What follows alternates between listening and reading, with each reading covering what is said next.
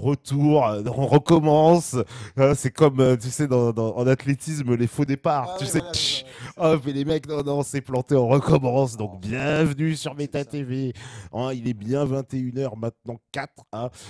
Donc, c'est bien sur metatv.org, comme tous les soirs. C'est la saison 2 ce soir avec Anis Alfeda. Ça va, Anis? Ça va très bien, je te remercie. Mais je suis témoin, on avait commencé à l'heure. On avait commencé à l'heure, hein, tous les paris sont perdus. On me dit, te pas se moque de nous. Non, non. En plus, je boude. Ah, c'est Karine, il y a Cartman, il y a Sefi, il y a Rousseau, il y a Brice Séraphin, Rulio Bouyatra, Patriote, Chrysostome de la Boétie, Lutsukao, Odile, Dave, Cybernétique, Gaspard, Elekoum, Lolonu, Palestine, Frisky. On nous pardonne, l'intention y était. Voisin, on me dit, pousse le master. Là, c'est pour Sefi qui nous dit ça. Alors, ces filles, à chaque fois que je le cite, ça fait des jaloux, paraît-il. Alors, c'est comme ça, hein, tu sais, hein, il faut pas trop citer les métanotes. Après, il y a des concurrences qui se mettent en place, figure-toi. Ah, c'est difficile, hein, la gestion. Alors, bah, Anis, t'as vu, on nous demandait tout à l'heure, mais c'est qui Anis? Mais Anis, il est déjà venu ici. Ça veut dire que vous n'avez pas suivi. Si vous avez loupé la première émission où on était venu présenter, bon, on va le remontrer justement. On était venu parler de ça. Voilà, donc ça, c'est le livre du monsieur, là, à côté de moi. Abécédaire, Galet dans la boue, Voilà. publié en septembre dernier. Ouais, Ça passe vite, hein, le ça temps passe passe vite, vite. hein, t'as vu ça? Et on avait, et ben voilà, on avait parlé de ton livre, on avait décrypté un peu, justement. Et là, je trouve que ce dont on va parler ce soir, est un peu le prolongement, j'ai envie de dire, un peu de tout ce qu'on avait abordé quelque part. C'est un peu ça. Hein, donc on va parler d'orientalisme. Alors, c'est vrai que le terme est barbare peut-être, c'est-à-dire que certains ont vu, mais se sont dit, mais c'est quoi cet orientalisme? Faudrait peut-être, c'est vrai qu'on commence par définir c'est quoi l'orientalisme, parce que c'est un mot qu'on entend souvent, l'orientalisme, on nous dit l'orientalisme comme un courant, une espèce de mouvement. Alors, moi, je pensais que ça se situait un peu plus au 19e, alors que toi, tu nous expliquais que ça remonte à plus loin, mais qu'effectivement, ça prend un essor, en fait, à partir de là, mais que les racines sont bien plus profondes que ça. Et...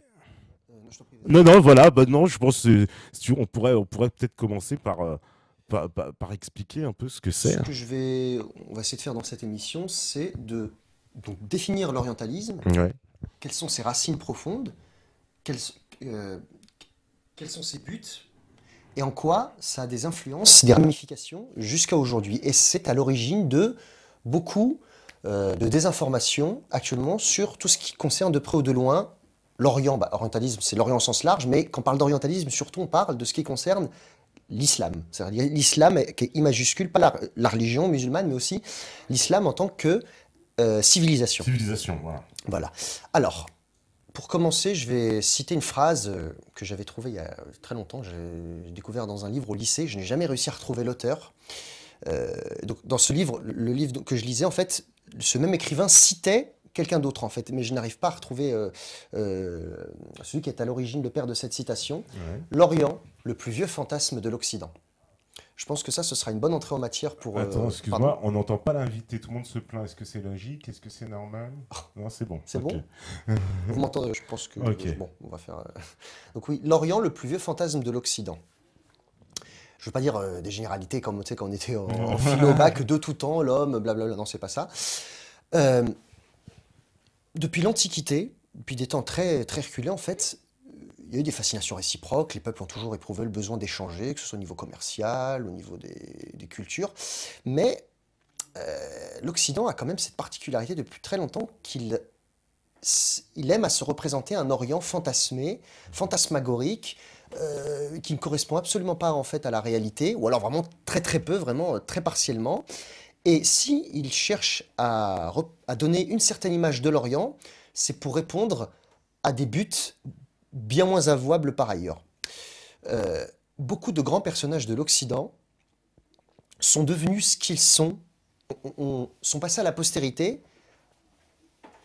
par le contact avec l'Orient. Par exemple, Alexandre le Grand, il est devenu grand comment? Avec la conquête de l'Empire perse. Alors tu me diras, oui, les conquêtes ont existé aussi, mais pas avec... Il n'y a pas toute cette mythologie, tout de suite qu'on dit Alexandre le Grand, le conquérant de l'Empire perse. Jules César, il devient bon, il accède au pouvoir quand il franchit le Rubicon avec sa rivalité avec Pompée, mais qu'est-ce qui permet à Jules César d'accéder à une autre dimension? c'est lorsqu'il va en Égypte. Sa conquête de l'Égypte, ça fascine l'Orient, c'est le berceau des civilisations, la Mésopotamie, là où sont nées l'agriculture et l'écriture. Alors je tiens à préciser tout de suite qu'au cours de cette émission, je ne suis pas de ceux qui disent qu'on doit tout à l'Orient et que l'Occident n'est que barbare, décadent et n'a fait que rattraper par la violence sanguinaire et sanglante. C'est pas du tout mon propos.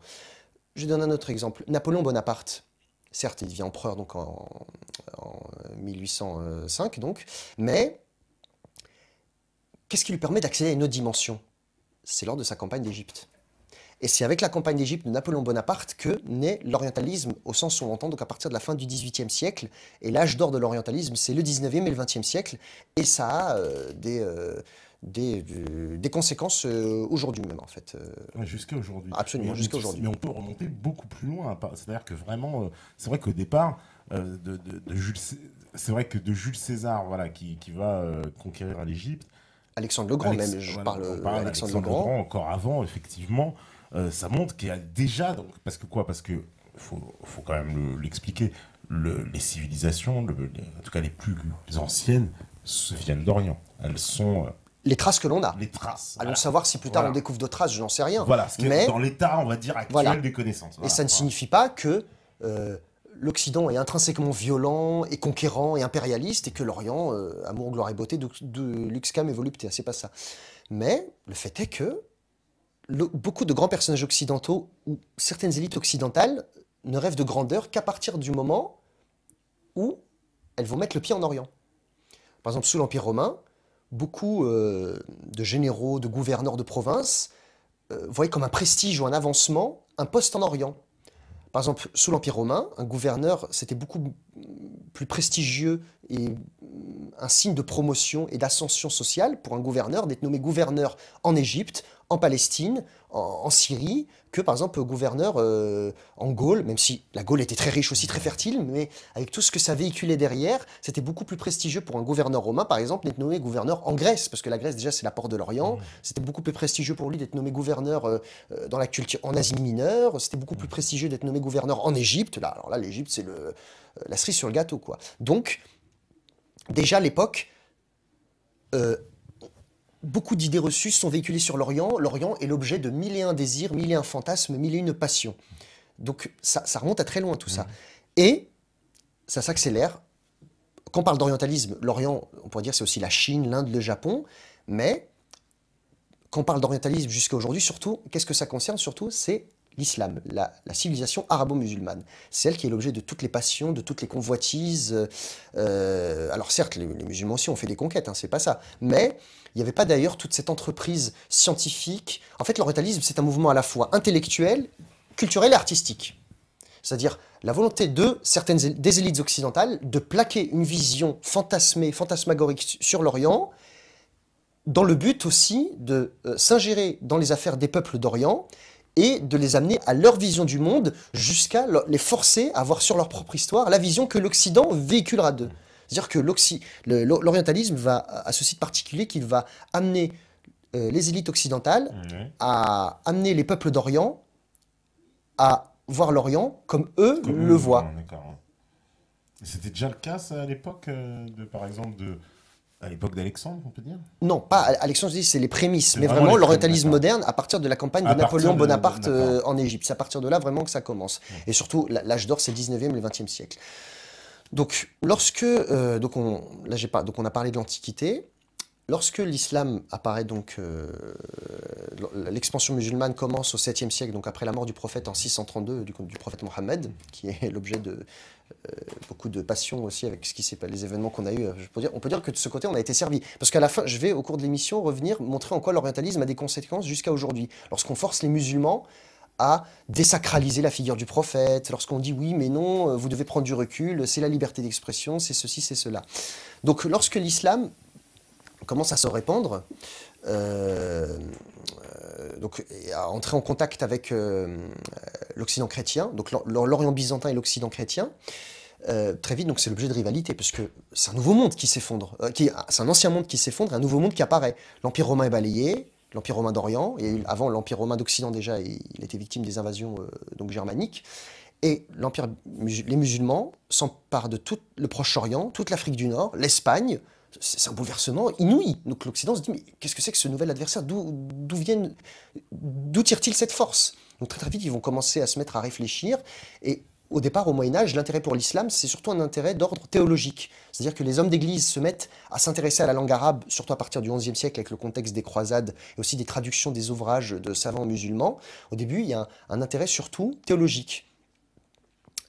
Déjà même, on peut remonter avant. Sous Charlemagne, il y a un échange d'ambassades avec le calife abbasside qui règne à l'époque à Bagdad, Haroun al-Rachid.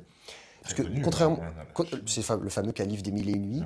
Voilà. Mais parce que, voilà, aussi pour nuancer un peu, il ne faut pas croire que c'est tout le temps le choc des civilisations.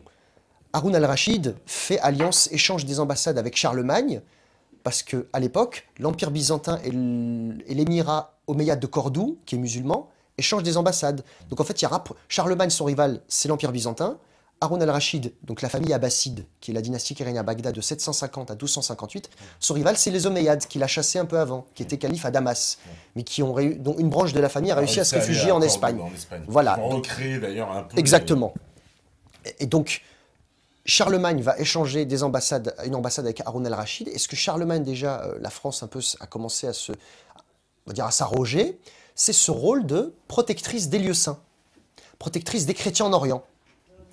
Jusqu'à aujourd'hui, on parle, on dit que oui, il faut protéger les chrétiens en Orient qui sont massacrés, certes. Sûr, ouais, mais ce rôle cette vision qu'a la France alors qu'on est censé être dans un pays laïque, hein, c'est ça qui est un peu rigolo de nos jours, c'est la France, ce rôle un peu qu'elle s'est arrogé à l'époque, enfin, donc Charlemagne, fille aînée de l'Église et protectrice des chrétiens en Orient, gardienne des lieux saints, on remonte à ça.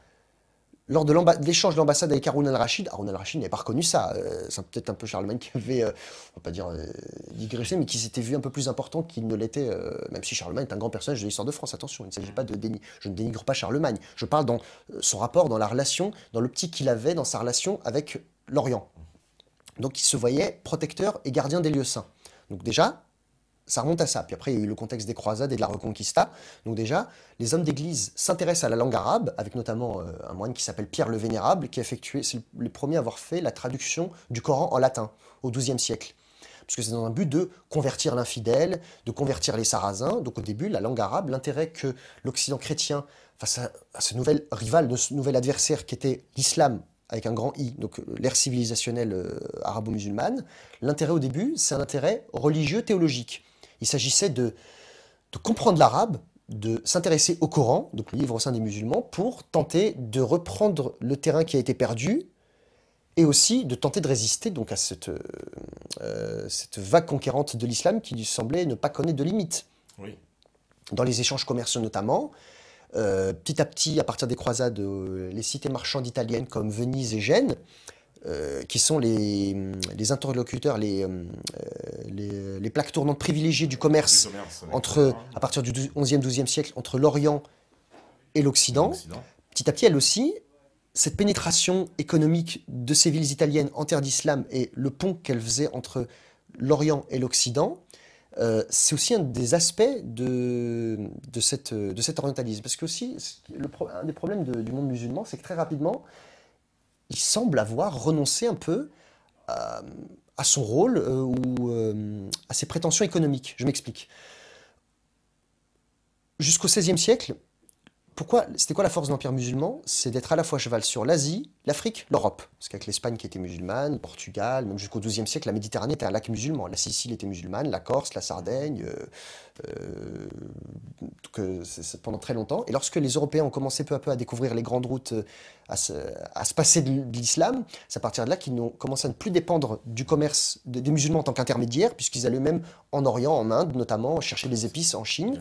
Mais déjà, quand les villes italiennes commençaient à être intermédiaires, à jouer finement, habilement, être chrétien officiellement, combattre l'infidèle, transporter les croisés, mais en même temps faire du commerce, continuer à faire du commerce, c'est déshabiller Paul pour habiller Jacques. En fait, elles faisaient ce rôle, donc elles ne dérogeaient pas leur devoir de chrétienne, ces villes italiennes, donc Gênes, Venise et d'autres, mais en même temps, elles n'allaient surtout pas renoncer à leur commerce avec l'Orient, à leur position privilégiée. Donc déjà, cette pénétration, ce regain économique de l'Occident, ces prémices du capitalisme à l'occidental, c'est un des aspects de l'orientalisme. parce que très vite, les pays musulmans commencent petit à petit, à partir du XIIe siècle, à reculer militairement, XIIIe siècle avec la Reconquista. Puis les croisades, au début, il y a une domination vraiment, puisque les musulmans étaient très divisés, commençaient un peu à décliner, se battaient, il y a beaucoup de guerres intestines entre dynasties musulmanes. Donc les puissances musulmanes commencent petit à petit à moins s'intéresser à l'économie, à moins envoyer de commerçants commercer en Occident. Ils continuent à le faire, mais moins. En fait, qui commence à être vraiment dynamique dès le XIIe siècle, l'Occident, par le biais des cités italiennes, en fait. Parce Donc, qu'en plus, ils ont une position, on va dire, géographique privilégiée. Les Italiens, de ce point de vue-là, l'Adriatique, ils sont juste à côté. Et après, eux sont la porte d'entrée vers l'Allemagne, vers l'Europe du absolument. Nord. Il y a un axe vers la Absolument. Lombardie et vers la France. Donc c'est parfait. Ils sont- Donc, j'ai ramené, je ne sais pas si on voit ici quelques livres un petit Ah, peu pour ouais, parler, on on va va pas, les c'est montrer. juste pour donner des pistes de réflexion. Ouais. Une des personnes qui aborde ça de façon vraiment pertinente, c'est une historienne allemande qui s'appelle Sigrid Hunke, qui s'appelle Le soleil d'Allah brille sur l'Occident. Oh, joli titre. Ah, c'est une intrusion du religieux dans la neutralité de l'espace public, hein. Non, je plaisante, c'est pour reprendre la novlangue actuelle. Mais oui, donc dans ce livre, sous-titre Notre héritage arabe. Dans ce livre, Sigrid Hunke, elle montre comment donc l'islam, la sphère, l'empire musulman, enfin, les puissances musulmanes sont à la fois en avance sur le plan technique, sur le plan des arts, de la culture, et aussi de l'économie, puisque les marchands musulmans sillonnaient les routes, commerçaient, avaient des comptoirs en Provence. Il y avait un émirat arabe musulman en Provence jusqu'à la fin du Xe siècle. La Provence était sous protectorat quasiment musulman. Mais une des raisons du début, des prémices du déclin de l'Empire musulman, c'est de moins s'investir dans le commerce et de moins aller eux aussi chercher à commercer de manière permanente, d'aller directement en Occident. Ils laissent plus faire les Italiens, puisqu'ils passent leur temps un peu plus à se battre entre eux. Comme très souvent, beaucoup de civilisations s'effondrent en raison de guerres civiles et de guerres intestines. Donc l'Empire musulman renonce un peu, ou semble plus ou moins se désintéresser du commerce et cherche à moins s'implanter sur le plan commercial en Occident. Et bah, la nature ayant horreur du vide, qu'est-ce qui se passe? C'est les cités italiennes qui commencent à prendre le relais, donc à partir du XIIe siècle. À partir donc l'essor avec les croisades, vraiment les cités italiennes vont commencer à devenir richissimes, à accumuler mais des richesses inouïes. C'est pas pour rien que c'est là qu'est apparue la Renaissance, à partir du XIVe siècle. Bien sûr. Ça vient d'où? Ça vient donc du rôle de ces cités italiennes à partir des croisades, donc position privilégiée et plaque tournante du commerce mondial, enfin du commerce méditerranéen en fait. Oui, Voilà. qui est un peu presque le commerce mondial de l'époque, on peut dire ça. Oui, oui, Parce on que peut le quand dire, ouais. il y avait des routes, on peut dire qu'il y avait la fameuse route de la soie, donc c'était voilà, une matière, je veux dire, la soie précieuse. Il paraît que on se battait en Europe pour porter la soie, parce que c'était le signe distinctif absolu De richesse. de richesse. Et la soie, ça valait super cher, ça valait... Je te remercie de parler de la route de la soie. Ça aussi, j'ai oublié de le dire depuis l'Antiquité, la route de la soie fascine. À partir du XIIe siècle aussi, un autre personnage qui va participer un peu aux ces prémices de l'orientalisme sur le plan culturel, Marco Polo. Marco Polo. Ouais. Parce qu'à l'époque, quand les Mongols arrivent, commencent à arriver avec Gengis Khan, donc qui unifie les tribus mongoles, il faut s'imaginer ce que c'est. C'est une prouesse inouïe. Les Mongols, c'était... Les Chinois les considéraient tout le temps comme des barbares, les méprisaient. Ils mangent de la viande crue, enfin j'en passe, c'est des... Au début, c'est un peu ça, les cavaliers des Oui, ils steppes. se nourrissent avec leur cheval, ils Ouais, boivent non, le mais sang de limite, leur voilà, cheval. oui. Non, mais c'est connu, ça, c'est- Les Huns, quand les Huns ont déferlé sur l'Empire romain avec Attila le Hun, là où Attila passe, l'herbe ne repousse pas. Le fléau de Dieu, c'est son Le surnom. fléau de Dieu, ouais. C'est pas l'axe du mal, lui, hein, c'est le fléau de Dieu, lui. Donc voilà, c'est autre chose. C'est vraiment notre ampleur. Donc les Mongols unifient, Gengis Khan unifie les tribus mongoles, il conquiert la Chine, il conquiert un empire qui va de la mer de Corée, des rivages de la Chine en face du Japon, quoi, jusqu'à la Pologne. C'est immense. Et qu'est-ce que pensaient les Européens à l'époque? Ils pensaient éventuellement convertir les Mongols au christianisme pour prendre les musulmans en tenaille. C'était un des buts, pas que ça non plus, il ne faut pas exagérer, mais un des buts du voyage de Marco Polo à la cour du grand Khan, donc le Khan c'est un terme en mongol, c'est pour dire l'empereur, Kubilai Khan. Kubilai Khan, ouais. C'est le livre le récit qu'il a rapporté de ce voyage s'appelle Le livre des merveilles du monde. D'accord.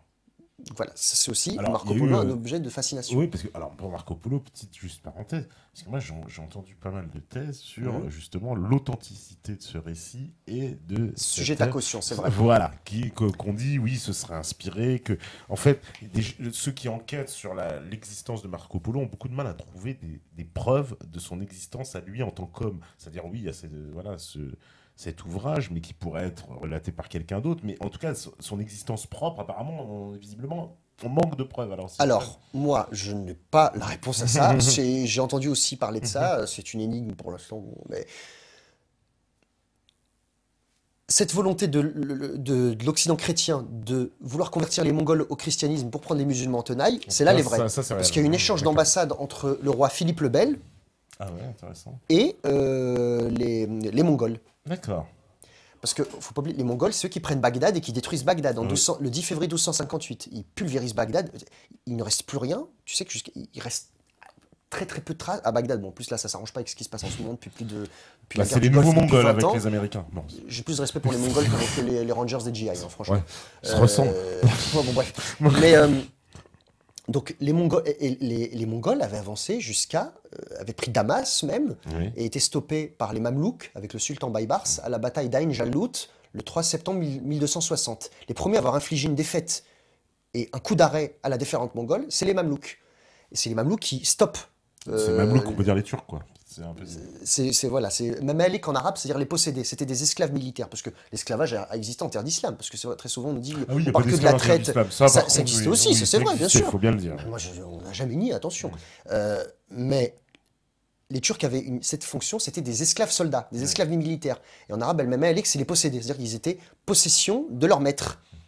Et ils vont créer cette prouesse fantastique, c'est qu'ils vont créer une dynastie régnée, alors qu'ils étaient esclaves militaires. Oui, c'est ça. Ils étaient là pour défendre et pour un peu les... C'était que des gardes du corps, puis après est devenu... Ça des gardes du corps, voilà, qui s'emparent du pouvoir. non, enfin c'est tapé plus que des gardes du corps, c'est devenu des officiers, une garde prétorienne, une troupe d'élite, puis à la fin c'est eux qui deviennent les maîtres de tout l'Orient musulman. Donc c'est eux qui stoppent les Mongols. Donc l'Occident chrétien se dit, oh là là, les croisades ont commencé à perdre du terrain, on reflue, ce serait bien qu'on s'allie aux Mongols qui ont l'air invincibles.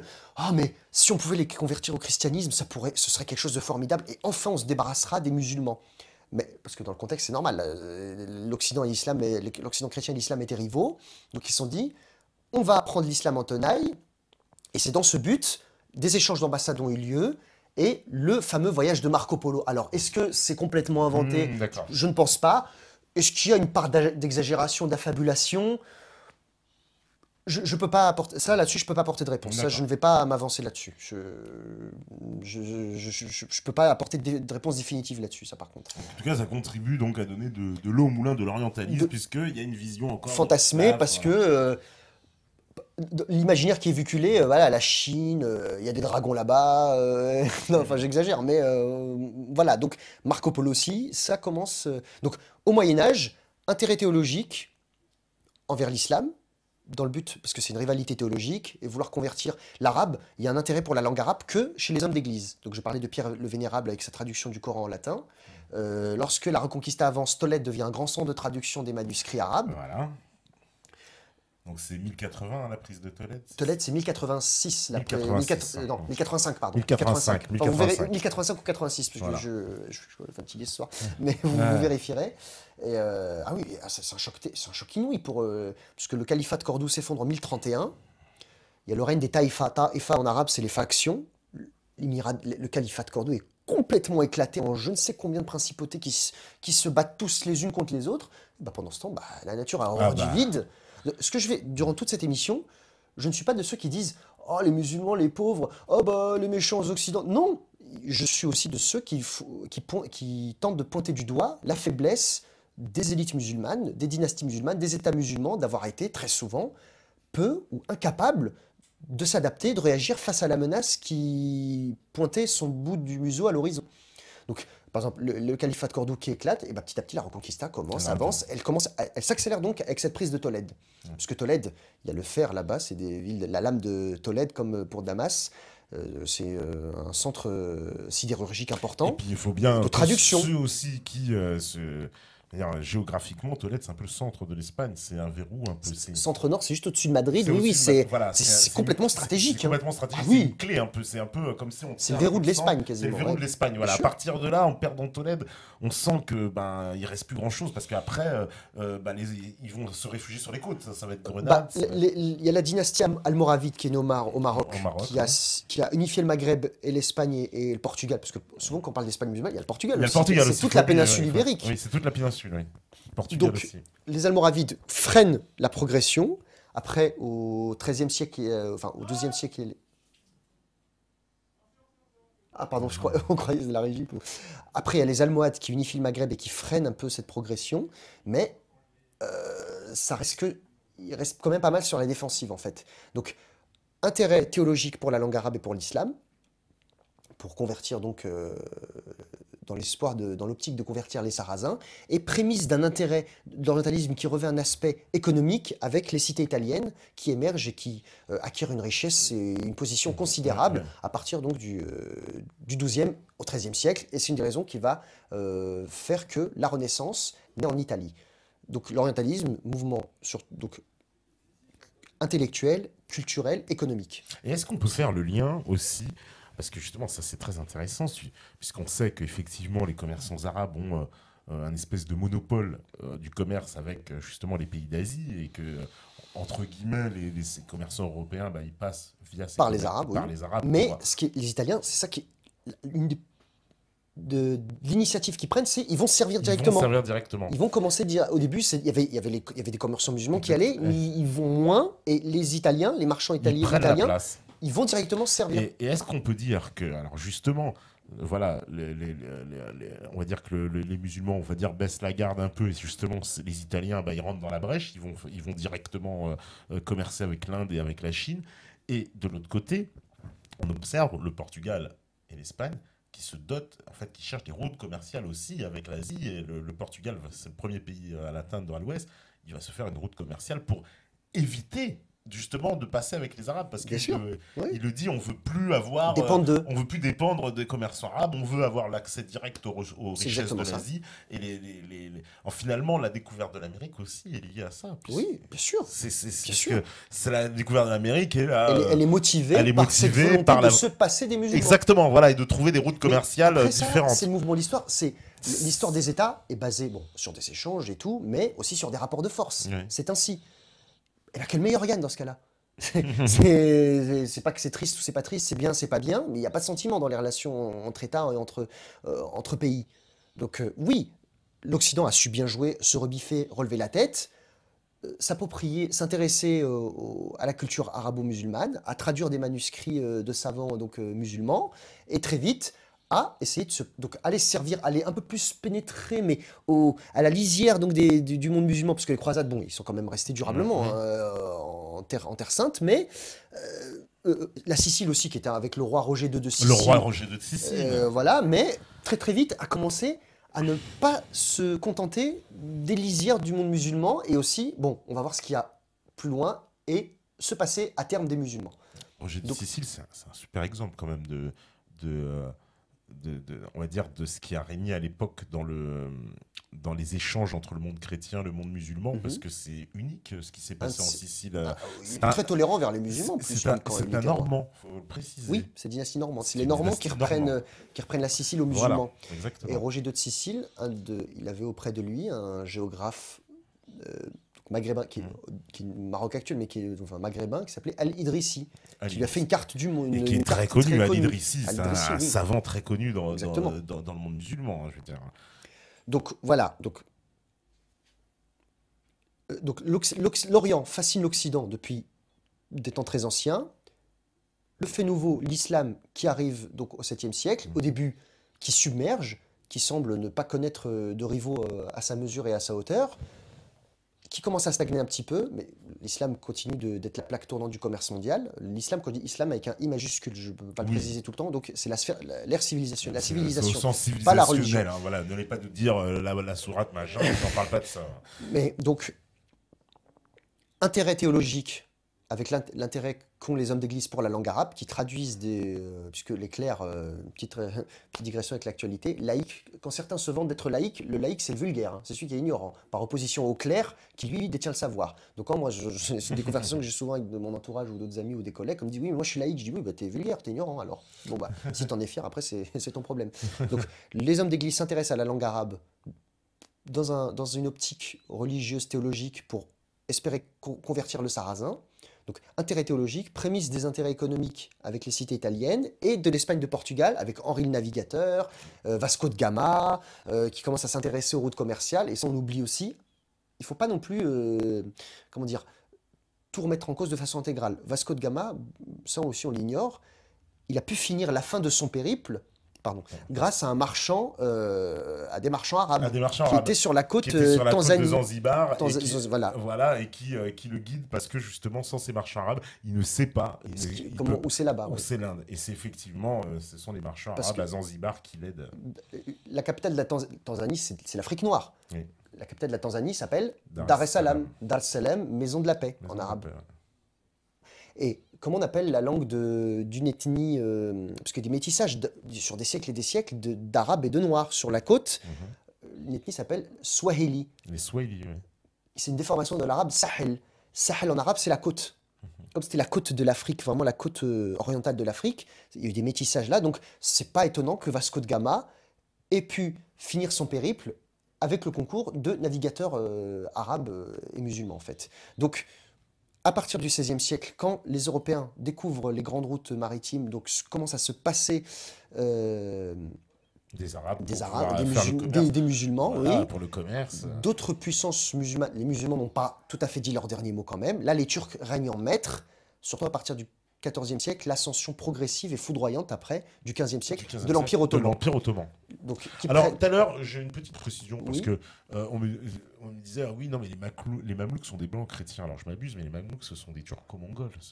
Non, c'est pas des blancs chrétiens. Non. Ah bah voilà, non, parce que c'est... je sais plus les blancs chrétiens, pas des blancs chrétiens. Est-ce qu'ils confondent, parce que je vous en parle après, avec les janissaires. Ah, les janissaires, c'est autre chose. Les janissaires, c'est sous l'Empire ottoman. C'est ceux qui vont être les gardiens sous l'Empire ottoman. Ça vient du turc Yeniçevi, qui veut dire nouveau soldat. Voilà. Ça va être l'élite, l'infanterie, l'élite de l'armée de terre ottomane. Les meilleurs soldats au monde, quasiment au XVIe siècle. C'est de ça qu'il a confondu les janissaires et les ottomans. Ça on peut le dire, ils sont raflés, enlevés en bas âge, dans des terres chrétiennes, dans les Balkans notamment, enlevés par les Turcs qui vont les élever, les faire se convertir à l'islam parce qu'ils sont fins adolescents. Et c'est eux qui vont devenir les soldats et l'élite de l'armée de terre ottomane. Donc les janissaires, oui, sont à la base des chrétiens et des Européens. D'accord, mais les Mamelouks sont des Turco-mongols qui ressemblent à des Chinois d'ailleurs. Ah oui, non. Et ceux qui connaissent bien les Turcs savent que ethniquement, ils ressemblent justement dans ces plateaux d'Asie centrale, des gens aux yeux bridés, etc. Son cousin, la langue turque fait partie de la famille des langues ouralo-altaïques. C'est-à-dire la même famille que la langue mongole. Voilà. Donc non, c'est pas les Mamelouks, c'est pas des chrétiens. Non. Il y a des Circassiens, des Turcs d'Asie centrale, qui viennent de l'Asie centrale, mais pas du tout des Blancs. Non. C'est les janissaires qui viennent d'Europe, qui sont enlevés. Donc j'allais parler. Donc l'Empire ottoman, qui devient la puissance incontournable, même si les Européens découvrent comment ça peut à peu se passer des musulmans, les musulmans n'ont pas dit leur dernier mot. Les Espagnols, les Portugais commencent à pénétrer en Afrique du Nord, ils prennent des petites villes sur la côte au Maroc, au Maghreb, ils prennent Ceuta, ils prennent Tanger, ça, ils prennent Melilla. Ce sont les Ceuta et Melilla, ce sont les restes de cette période. Voilà. Parce qu'ils vont surtout là-bas, ils vont jusqu'à Oran, c'est ça, ils vont très loin. Oran, ils prennent Tunis, ils échouent devant Alger. Ouais. 1, 2, 3, vive l'Algérie. Il a trouvé quelques supporters algériens. Attends, on va voir encore les Algériens sur le dos. Non, mais ils nous regardent d'Algérie, on les salue, nos amis. Ils ont pris Tanger, la Haraïch en arabe. Ils ont pris beaucoup de villes du littoral atlantique marocain. Donc vraiment, là, c'est vraiment l'Occident qui commence à porter à partir du XVIe siècle. C'est un peu comme un peu la vengeance. Une revanche. On a été envahi, maintenant on a libéré toute l'Espagne, on va dire toute la péninsule ibérique, parce qu'il y a le Portugal aussi au passage. Et maintenant on va vous envahir en gros. Ils prennent les Canaries. Ouais. On oublie les Canaries. Les Canaries, c'est à quelques encablures des côtes marocaines. Des côtes marocaines, c'est plus près du Maroc que... Les Arabes, j'oublie le terme comme... l'Espagne. Les géographes arabes, parce qu'ils... Arabes, pardon, pas arables. Ils ne savaient pas qu'il y avait un autre continent de l'autre côté de l'Atlantique. Les Arabes appelaient les Canaries les îles de l'éternité. parce qu'ils ne savaient pas qu'est-ce qu'il y avait au-delà de ces... Ils pensaient que c'était des mers éternelles, comme les Européens pensaient que c'était la mer des ténèbres. On ne savait pas ce qu'il y avait de l'autre côté. Donc oui, Cap-Vert, Le Cap,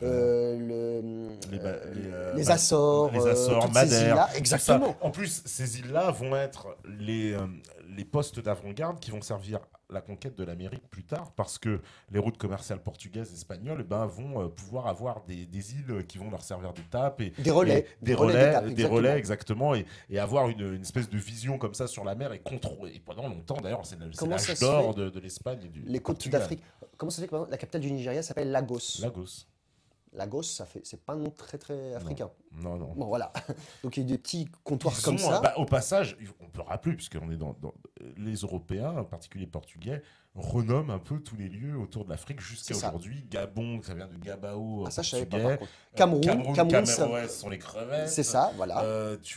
Ils renomment... Alors, Congo, c'est le nom original. C'est le nom que donnaient les Africains. Ah, d'accord, bon, bah, très bien. Ça, c'est bien. Mais alors, Gabon, ça, je savais pas. Gabon, ça vient de Gabon. Ah, bah, voilà. je l'apprends. Et effectivement, au Cameroun, passage, oui. il y a effectivement Lagos qui est fondé, il y a Porto Novo qui est fondé, il y a tout un tas de villes, effectivement, sur le bord de l'Afrique de l'Ouest qui sont fondées par les Portugais, puisqu'ils construisent leur route commerciale. Ils nomment le Cap de Bonne-Espérance. Bah, oui. Voilà, le Cap de Bonne-Espérance. D'ailleurs, tu connais l'histoire, la petite anecdote, parce qu'elle est assez marrante. C'est que quand, justement, c'est Vasco de Gama qui découvre ce cap-là, et quand il revient en Portugal, il dit j'ai nommé le cap des tempêtes. Parce que oui, les courants sont très forts aussi. Voilà, exactement, parce que c'était une horreur, paraît-il, quand il s'est passé un mauvais souvenir. Il fallait être hardi pour et le roi dit non, mon Dieu, cap des tempêtes, ça porte malheur. Place, quoi, ouais. On va plutôt appeler ça le cap de Bonne-Espérance, parce que nous avons bonne espérance de trouver les richesses de l'autre côté. Donc voilà l'histoire. Ça, je savais pas, mais bon, c'est habile aussi de la part du roi du Portugal. Ah, bah, très habile. Donc, l'Empire ottoman devient la puissance incontournable du monde musulman, avec la chute de Constantinople en 1453, pardon. C'est la première grande ville à être prise vraiment avec l'artillerie moderne, vraiment moderne, avec des canons puissance 15. Quoi. Oui, tout à fait, oui, c'est une ville prise avec... Vraiment des canons. En plus, prise de Constantinople, qui est quand même hautement symbolique, tu vas nous le confirmer certainement, parce que c'est effectivement la prise de Constantinople, mais c'est aussi la prise de Sainte-Sophie, donc qui est quand même l'équivalent du Vatican, entre guillemets, pour les chrétiens orthodoxes. Bien sûr. C'est pas n'importe quoi, c'est quand même... C'est un sacré coup. C'est vrai. La prise de Constantinople, les Turcs, ils y sont pas allés avec le dos de la cuillère. Hein, oui, il faut bien le préciser. Comme tu l'as dit, c'est moderne. Hein, on y va avec les canons. Non, mais même le pillage, la mise à sac. Ouais. Et puis voilà, Constantinople, c'est pas n'importe quoi. La ville de Constantinopolis. Constantinopolis. Voilà. Avant, c'était l'ancienne Byzance avant. Ouais. Mais oui, donc ils ont pris Sainte-Sophie après. Ils l'ont transformé après en mosquée. Parce que les chrétiens aussi, lors de la Reconquista, Cordoue, ils en ont refait une cathédrale. Charles Quint disait à ce propos, c'est surtout après sous son règne, Charles Quint, l'empereur du Saint-Empire, donc, il leur a dit, c'est une très belle phrase, il n'était pas d'accord pour que la mosquée de Cordoue devienne une cathédrale.